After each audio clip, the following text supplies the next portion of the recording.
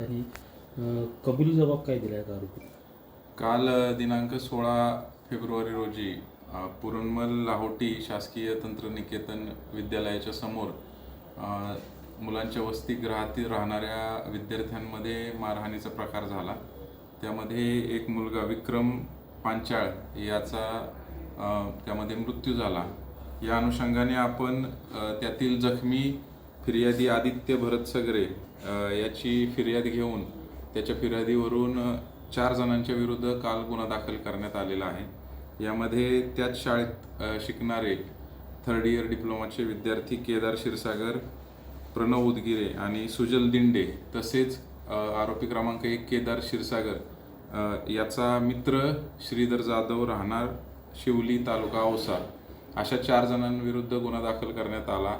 4ही आरोपींना 2 तासाच्या आत शिवाजीनगर पोलीस स्टेशनच्या DB पथकाने अटक केलेली आहे आणि आज रोजी त्याचा तपास PI शिवाजीनगर श्री अभिषेक शिंदे यांच्याकडे देऊन त्यामध्ये त्यांना 21 तारखेपर्यंत पोलीस कोठडी मिळालेली आहे.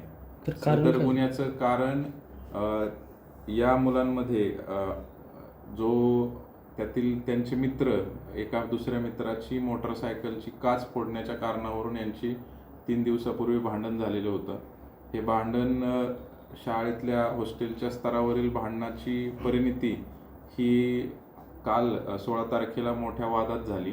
यामध्ये ज्या मुलाच्या गाडीची काच फुटलेली होती तो भरपाई मागण्याकरता समोरील विद्यार्थ्याकडे गेलेला होता, आरोपी क्रमांक 1 केदार याच्याकडे. ती भरपाई देण्याची कारणावरून त्यांची भांडणे होऊन त्यामध्ये त्याने त्याच्या मित्राला बोलवून हे कृत्य केलेले आहे.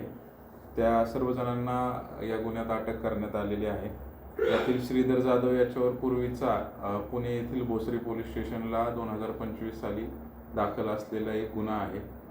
त्यामध्ये तो बाहेर आहे आणि बाकी कोणत्याही विद्यार्थ्याचं कसलीही गुन्हेगारी पार्श्वभूमी नाही.